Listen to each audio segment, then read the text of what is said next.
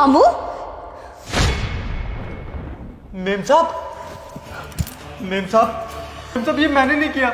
ये सब करने के लिए तो मुझे साहब ने बोला था। मेम साहब, हम बच्चे हैं मेम साहब, हमें माफ कर दीजिए। करण ऐसा सोच सकता है मेरे बारे में, कभी नहीं सोचा था।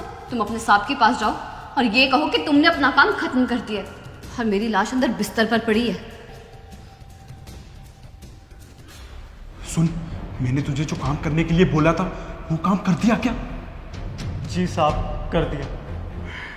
शाबाश। ये ले, ये कुछ पैसे हैं, ये पैसे तू रख ले और अपनी फैमिली को लेके ना इस शहर से इतना दूर चला जा कि यमराज भी तुझे चाके कभी ढूंढ ना पाए, समझा? जी।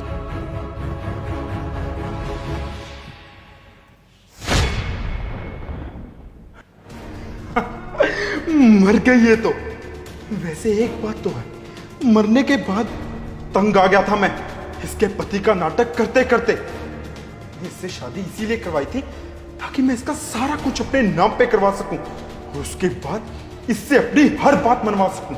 लेकिन ये तो एक हिटलर बीवी निकली। मेरी तो इसने क्या बात माननी थी, उल्टा अपनी सारी बातें ये मुझसे मनवाने लगी। और जो इंसान, ये लो, मरवा दिया तुम्हें।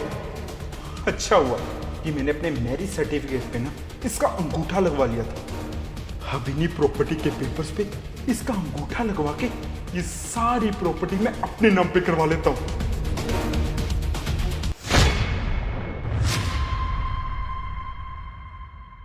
तुम जिंदा हो?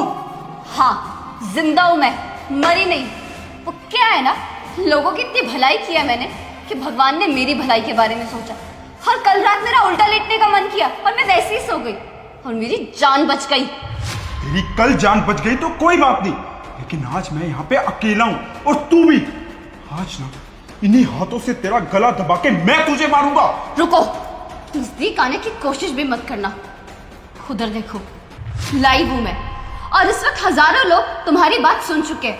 अब तुमने मुझे मारने की कोशिश की तो शायद मैं तो मर जाऊंगी, लेकिन तुम भी ज्यादा दिन तक जिंदा नहीं रह पाओगे, समझे? कमीने! पुलिस? ये पुलिस को किसने बुलाया? मैंने बुलाया साहब, क्योंकि आप जैसे आदमी को इंसानों के बीच रहने का कोई हक नहीं है, जो अपने से ज्यादा अपनों की चीजों से प्यार करते हैं।